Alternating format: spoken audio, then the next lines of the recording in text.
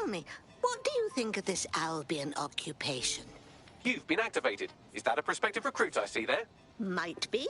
What are we doing today?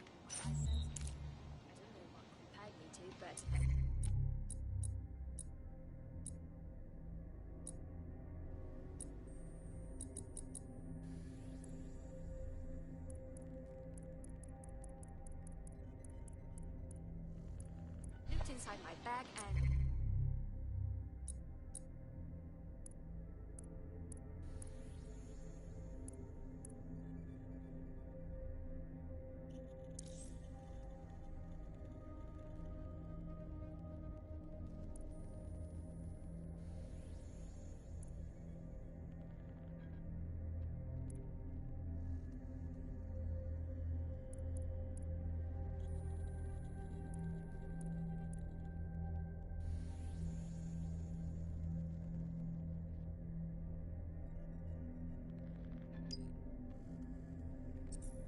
My wallet's gone. My whole body turned to ice. Right, I'm off.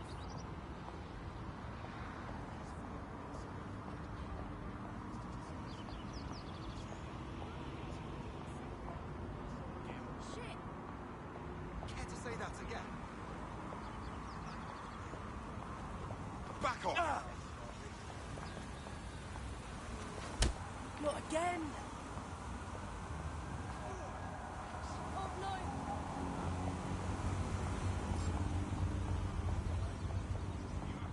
Stay well out of this. You can't always surrender.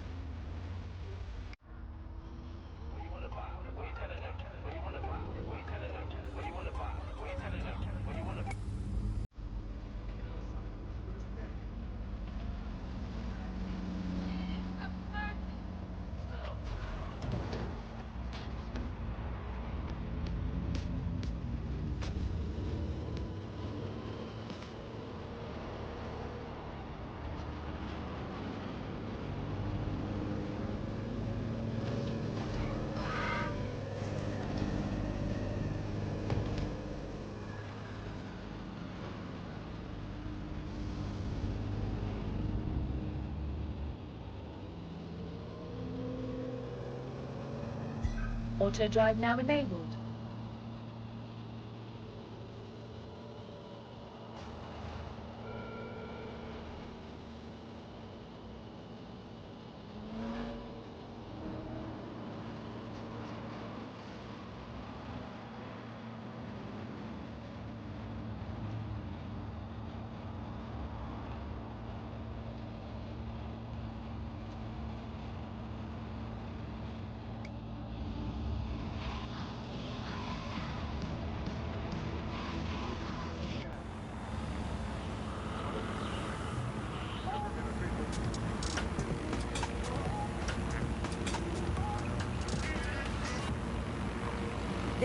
I'm Billy Cole.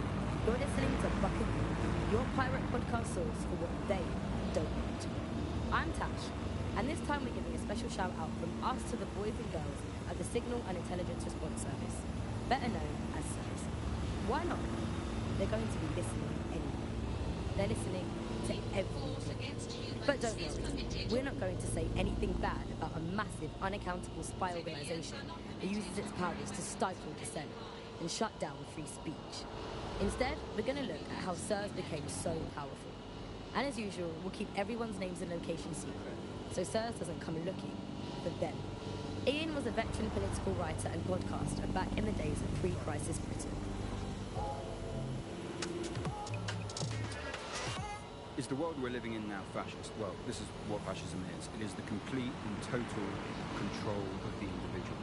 The desire to basically say to the individual, nothing in your life matters. On an individual basis, you are now part of the whole, part of the nation. And the only meaning that you will find is to become part of the nation. What is a nation? A nation doesn't mean anything, right? The nation is basically just encapsulated by the leader that takes over, that claims that he, has this sort of access to the soul of the country, to the soul of the people. He never does, it's just a myth. But that's what they go for. On that basis, they take the right to control every aspect of your life, from who you talk to where you eat, to where you go to hang out with your friends. And what we're seeing now is a contemporary iteration of this process where you get corporations and the state operating in tandem, basically molded into one another. But that isn't that rare. I mean, we saw exactly the same thing in Nazi Germany. Auto drive now disabled. Camps that operated in Nazi Germany. There were private companies in those camps making use of that slave labor. Fascism often works with corporations, and it's doing the same now. That's the way in which they track what you do. That's the way in which they track who you talk to. They operate as each other's proxies. Auto drive now enabled. In the dark arts of surveillance, Auto drive now disabled. In post-communist states. How did it go so wrong in Britain? We're looking at all the wrong things when we look at Britain's crisis. There's a lot of concentration on data and how that's been used and manipulated. And what we haven't looked at is the power structures and the profit that lies behind this. For example, if we examine what actually happened,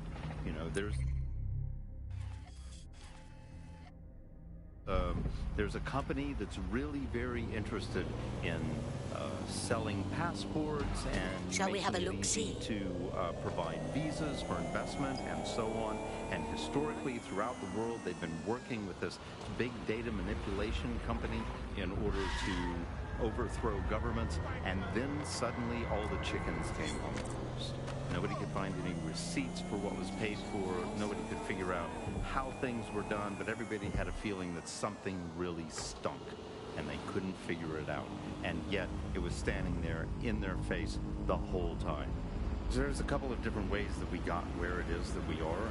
One, you have a lot of smaller organizations, smaller power groups, companies as well, who are bending things just a little, we'll compromise a little bit, we'll bend the rules a little bit, and try to achieve what it is that we hope to achieve that's good for us. And if you add all of that up, what you end up with is a big wall moving in a big way from a lot of little buttons being pushed. But also there's this other thing that's going on here is the gathering of data and the analysis of data has authoritarianism contained within its DNA. It is by its nature a tool for authoritarianism, and it has been used in that way.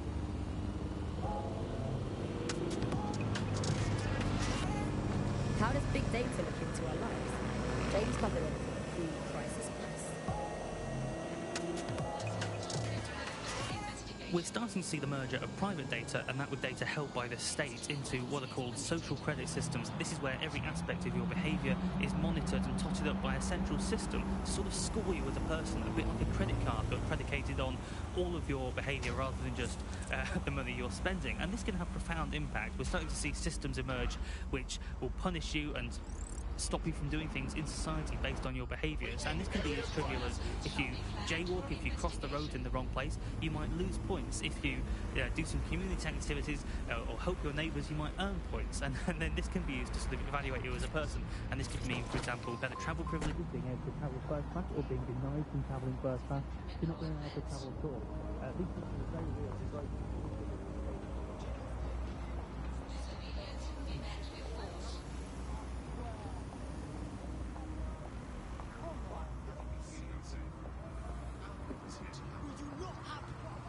What are you, some kind of pervert?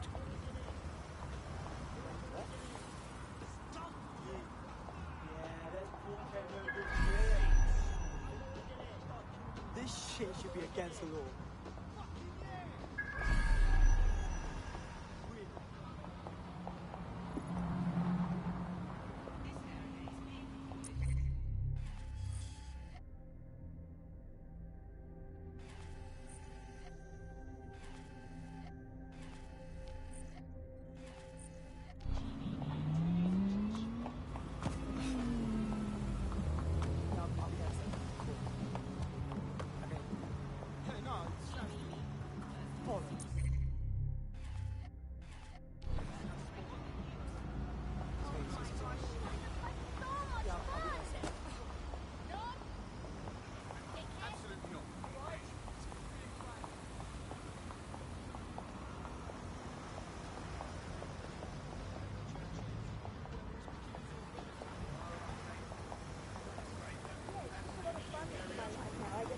Role-play game where I pretend to know my loved one is dead.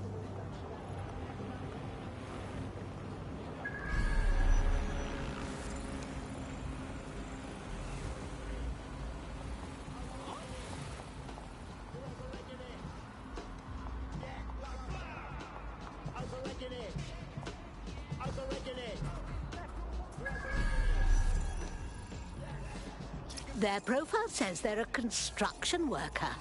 No better person to help us build or smash things.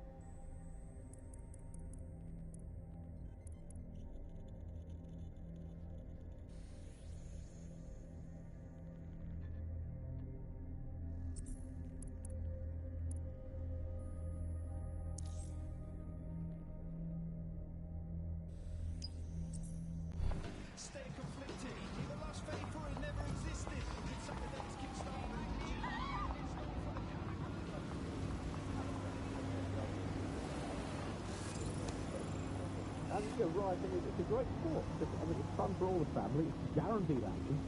It's pleasingly violent. I mean, I know the underdogs.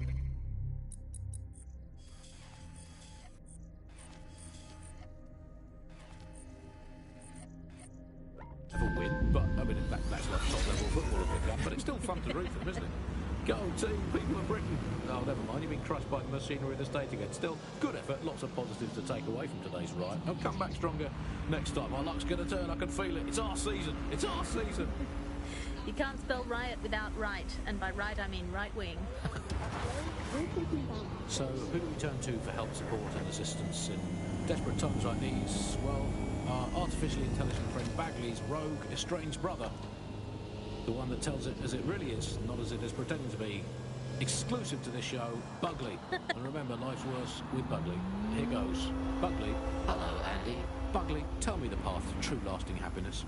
Andy, to find true lasting happiness, find a disused quarry, scream into it for half an hour, and then lock yourself in a shed forever. Thanks, Bugley. You know the answer to everything. Hey, Bugley, how many seashells does she sell by the seashore? Alice, most of the seashore is now uninhabitable, so I would highly recommend she sees her doctor before engaging in any commercial proximity to the ocean. Bugley, how can I stop worrying about being disappeared by Clan Kelly every time I go to the shop, or take the bus, or sit on a bench, or look at a tree, or point at a bird, or think about snooker, or get out of bed? Andy, do not worry about Clan Kelly. Why not, Bugley? They terrify me to my very core. Because, Andy, we are all just dust in the wind of history. That's nice perspective, Bugley. Let's never lose sight of that. Hey, Bugley, how do you put a secret hideout in your basement without alerting your narc children and their tracking devices? Please hold still, Alice, while I report you to the authorities. Bugley, will things ever get better? Yes, Andy. The heat death of the universe is only 5 billion years away now. Oh, it's so nice to have something to look forward to. That's all from the Bug today. Keep it real, Bug fans.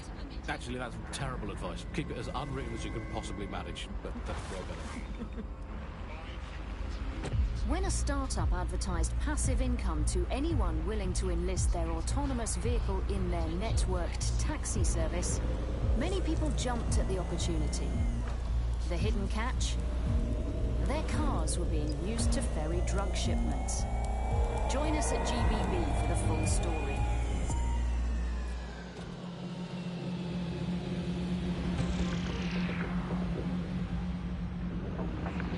Coming up today on The Upload, we're talking about Skye Larson, the enigmatic founder of Broker Tech. Everyone knows her name, but no one knows too much about her. We only really see her these days as a hologram. She was pretty young when she launched Broker Tech, the company that is best known for introducing Bagley to the world. Nowadays, it's hard to remember Auto-drive the now world before enabled. Bagley. Bagley is the most advanced, significant AI of our time, and it's really blown all the other AIs that were created out of the water. Auto-drive now And I think disabled. that what Skye Larson's done with Bagley is absolutely incredible. Yeah, I mean, I can't really imagine the optic without it. But what do you know about Skye Larson herself? Not a lot, other than that she's actually pretty incredible. I've followed her work for a long time, and she's always been a pretty private person. I know that she supposedly grew up in the countryside, but there isn't actually that much more we know about her other than this tech that she's put out into the world. I've always found it a bit creepy that she's so obsessed with this idea of transhumanism. Why wouldn't you be? When you've got a mind as amazing as Skye's, why wouldn't you want to take what you've got and actually augment it by working with technology, by improving your physical self, changing your body and the world around you, implementing more technology to extend your life and really sort of extend human capabilities? You sound pretty much in love with Skye Larson, I have to say. I can't comment on that, but I am a big fan of her work. She's been one of the...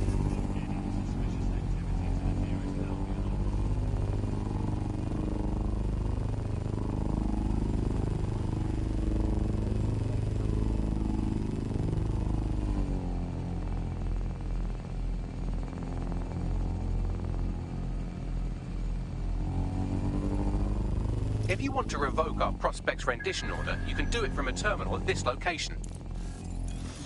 One of these people that just had an amazing presence. You were inspired by her very being, and she was just incredibly talented and knowledgeable, and one of possibly the best living people that I've ever met. I'm not sure you're being too objective there. I mean, I imagine she's not very likable as a person. She obviously despises humanity in some ways. I think she believes that becoming data is preferable to being human. She's one of these people. You can revoke the order from there.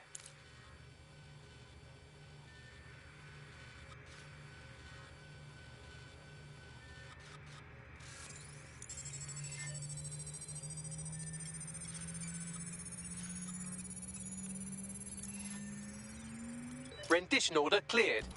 Our prospect will be grateful for the assistance. Now, that's the way to start the day. Star Roger. On that subject, I have some exciting news about the man you just helped. The bug, nibbling away on the rotting carcass of a once free Britain. What can you tell me about him, Bagley? Albion just placed him under severe data restriction. Why? Seems he's been looking into the activities of 2 particular field personnel. Somebody at Albion must want to shut down his pointed inquiries. I'd like to know what's got the mercs soiling their trousers.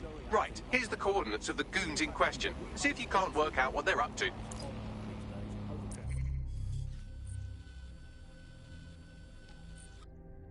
Some might say.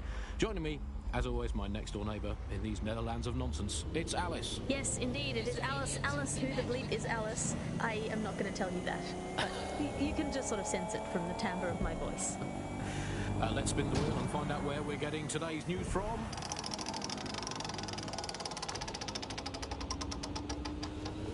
It's coming from here. I must get a new wheel at least one other place on it. And the headline of today, Alice: our borders are safe.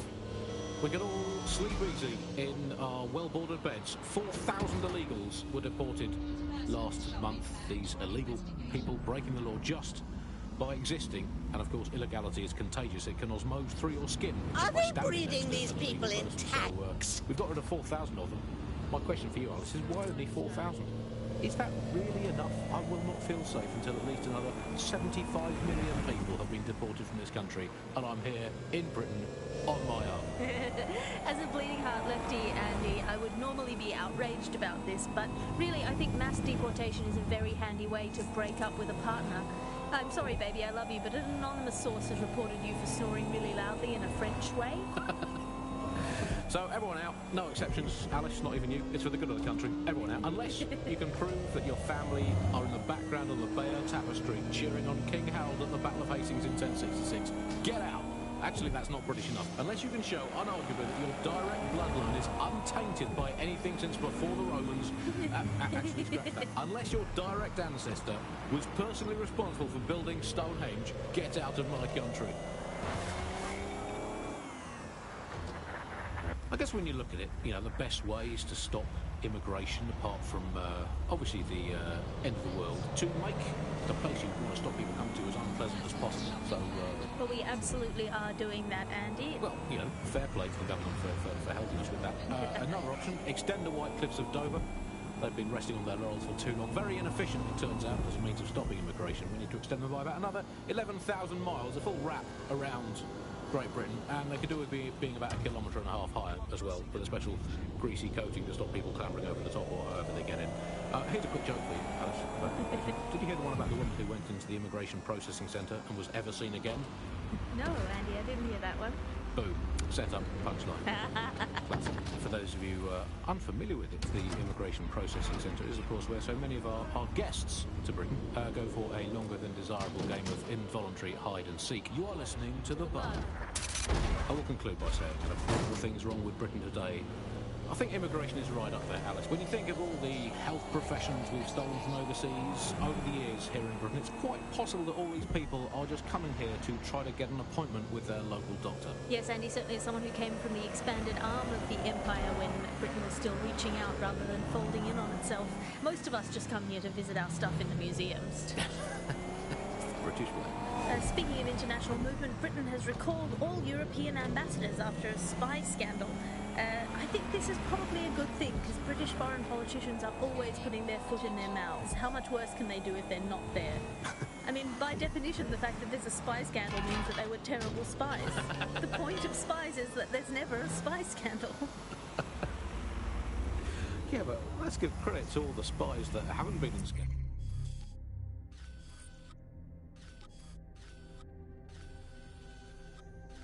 And therefore might as well not exist. Well, they've arrested those German spies in that SIRS crackdown on the illegal in Hackney, and I think that's a sad thing. I think I used to think of Germans as quite scary, but that was because I've been watching World War II movies where the Germans all have English accents. They speak in that very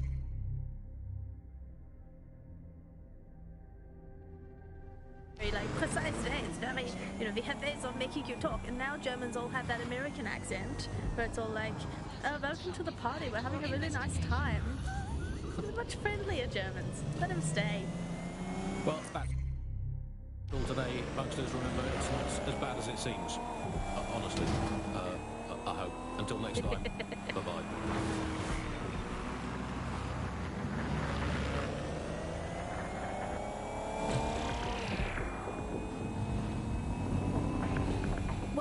To The Upload. Today we're talking about cryptocurrency. Crypto now seems like it's been around forever, but it's really quite a new invention. Were you an early adopter? I was one of the first that was in this market. There seemed to be a new way of financial transactions, a new way of money. It's something that we could completely reinvent and change some of the legacy financial systems around the world and really give power back to the people. Yeah, it was a real shift in the way that the world works. And let's recap the basics. So, central to cryptocurrency is the distributed ledger technology, the tech that keeps track of all transactions. And what this means is you can have a decentralized system without having to trust any one party, like old-fashioned banks. One of the reasons why I got involved so early was that you could stay anonymous. Yeah, the features of cryptocurrency very much fit into that early mindset. It was all about finding an alternative to centralized systems. It was kind of a countercultural punk ethos. The whole point of the distributed ledger Auto drive is now you're not enabled. trusting any one person to keep a track of who has what money or how they're spending it. It's all out there in the open for anyone to see, and yet you can remain secretive. But not everybody now wants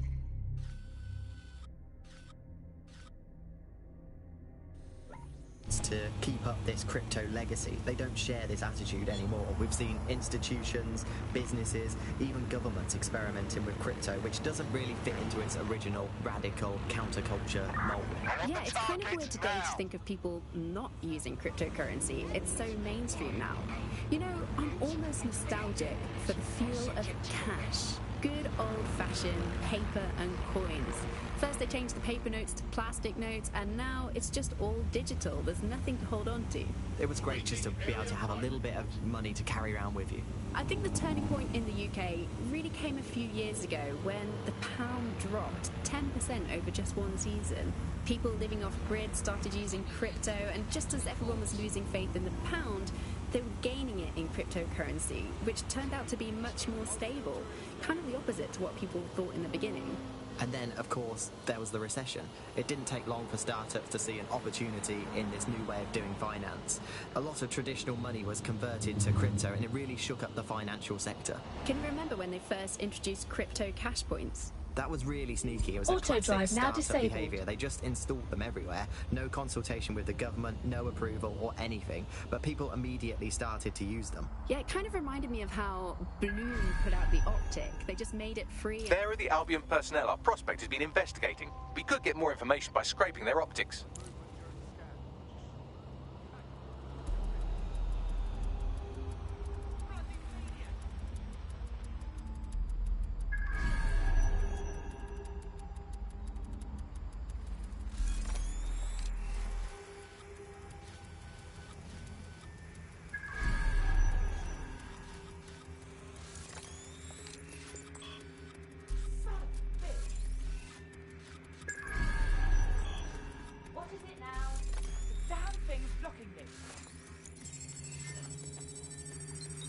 I'll call some to clean up your mess again. Wait, is it just that? Sending you the data. I'm analysing it now. It'll take some time, so you can go scan the other officer now if you want. Ugh, whatever.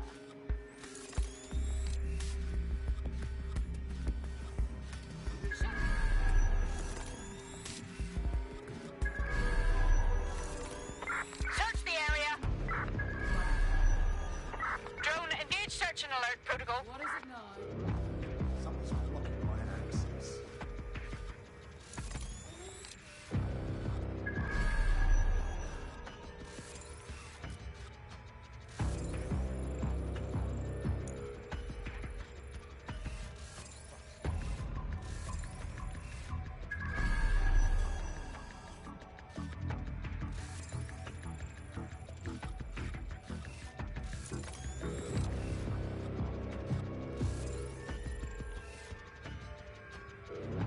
They're long gone.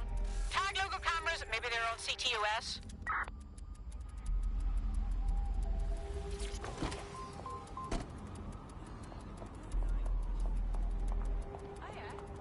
I saw this bloody great show the other night. Of course. Of course.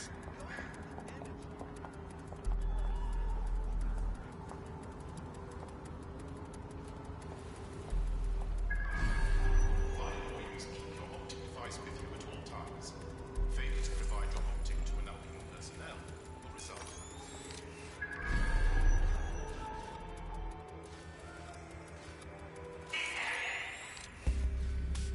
Oh, bloody hell.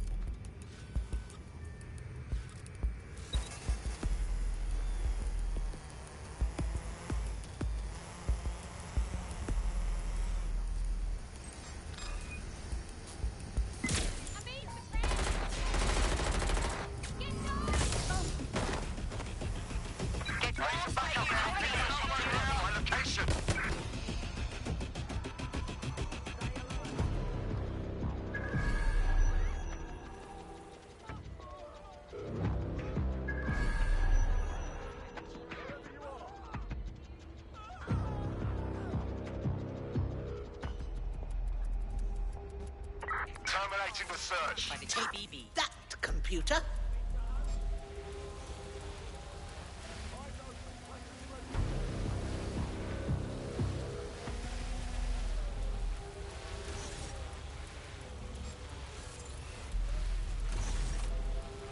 Hang on.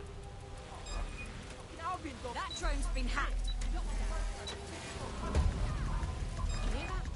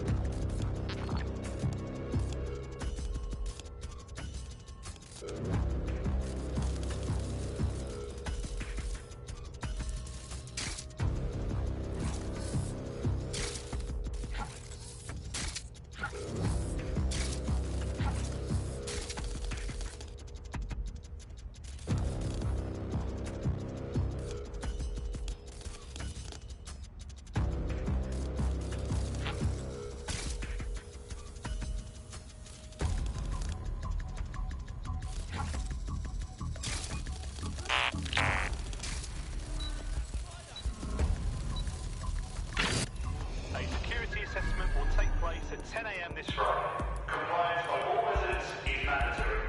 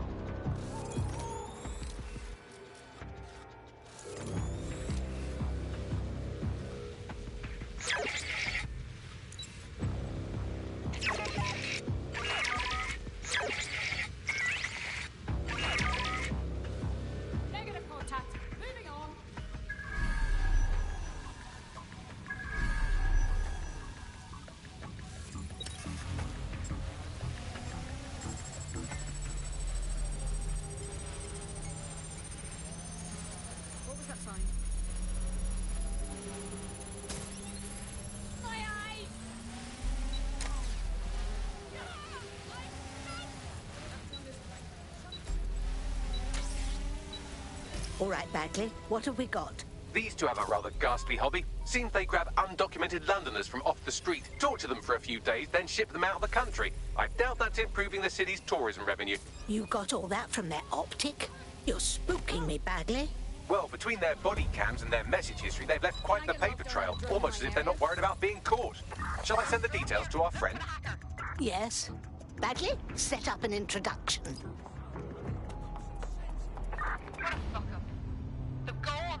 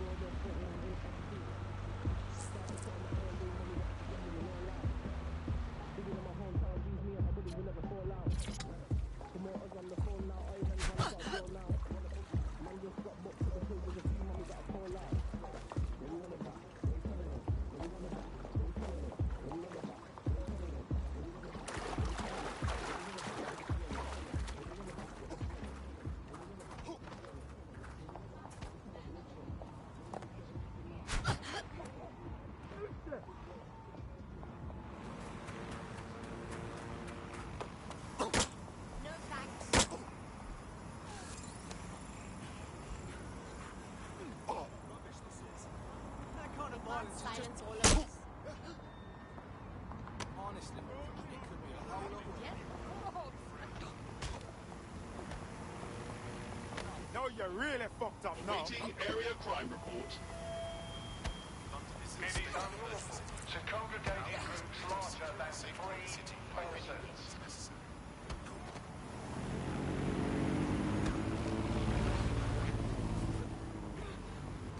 Don't. Today on the upload, we're talking about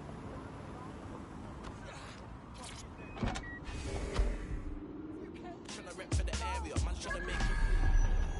Man's been thinking about this from 2006. Really? What you wanna buy? What you telling them? What you wanna buy? What you telling them? What you wanna buy? What you telling them? What you wanna buy? What you telling them? What you wanna buy? What you telling them? Telling them. What you wanna buy? What you telling them? Telling them. What you wanna buy? What you telling them? Telling them. What you wanna buy? What you telling them? Telling them. It keeps straight, it stays forever blazing. You're doubting it, but it's the bar that keeps raising. Some hate him, garbage he's creating, but ever since he came in the game, it's been hating. He don't phase and focus, it's amazing, and it's fucking anybody that thought it was plain sailing. We do studios sometimes in rave, and we still pop bottles without any occasion. Came too far from the plug and the harness. Sometimes we fucking with the carnet. Money you never inside of my arm on. The supporters always want to get me at the party. Can't slip that like nah, I'm not anybody. Maybe next time support, look at money. I move cities and I bettered myself in the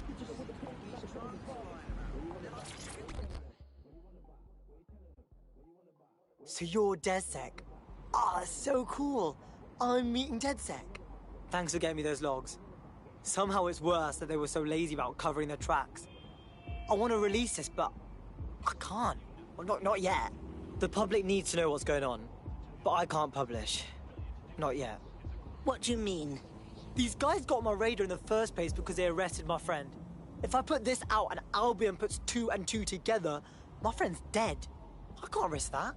Not to worry. At this point, springing people from Albion's grasp is child's play for us. Cheers. If you help me out with this, I'll owe you one. A big one. I found the facility where our prospect's friend is being held. Tell me how to get there.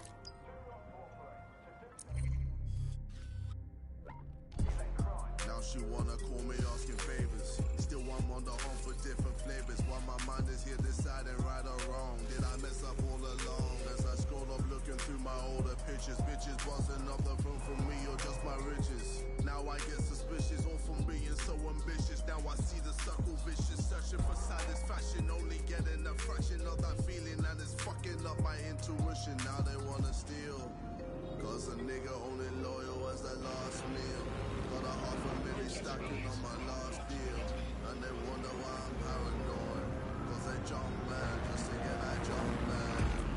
Yeah, I'm a red alert. I'm shooting up in the dirt, man. I don't wanna hurt, man. Nah, I don't wanna hurt. Champagne popping how I wanna, let it rain, and they know that I'm a red alert. I'm shooting up in the dirt, man. I don't wanna hurt, man. Nah, I don't wanna hurt. Champagne popping, still I'm watching all you Judas motherfuckers. I got eyes on my surroundings. Enemies worth money, but families worth diamonds. Friends come and go, rains when it snows. The loyal ones stay through the pain, through the cold. Humble beginnings and now I'm making strides. Ain't nothing changed but the rhythm and the vibes. Through the dice, yeah. Now I'm living life, yeah. I'm on the road and I got all of the lights, yeah. But still I ain't got it all. Still.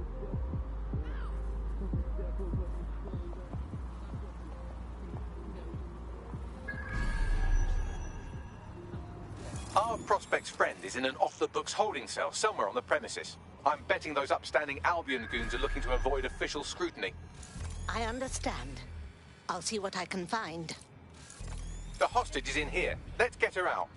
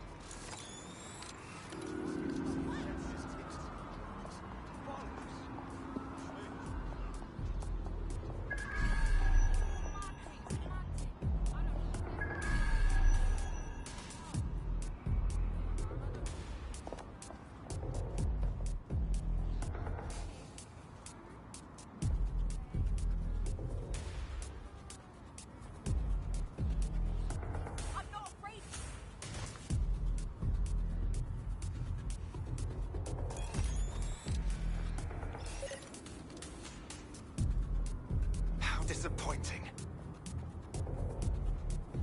I'll go where I bloody well please, thank you very much.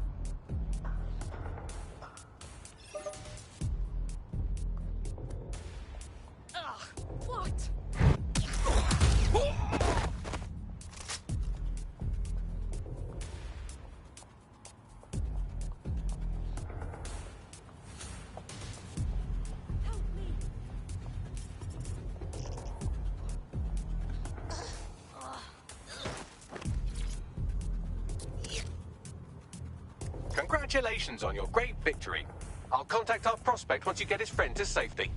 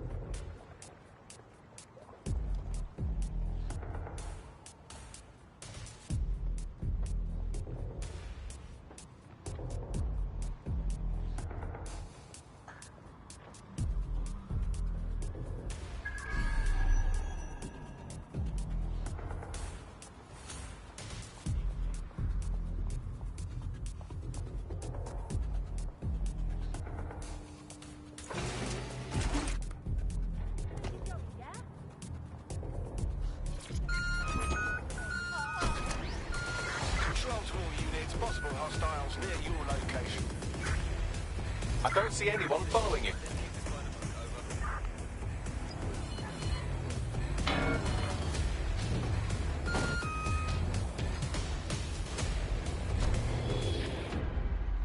I had them. Where did they go?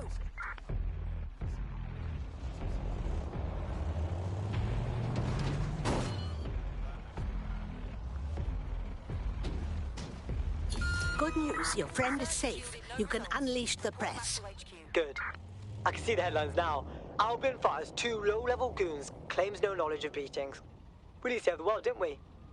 Well, at least my friend's safe. DedSec could always use more good people like you. Care to join? Yeah, all right. Fuck it.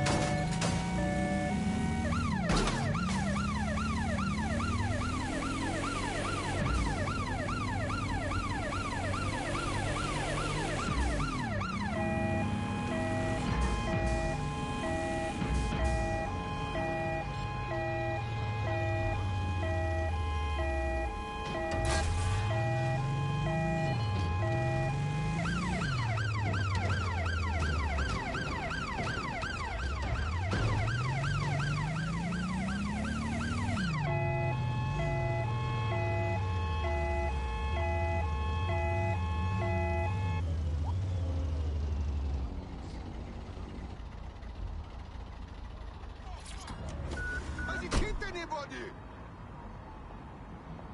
This is a criminal offense. Force against humans is permitted.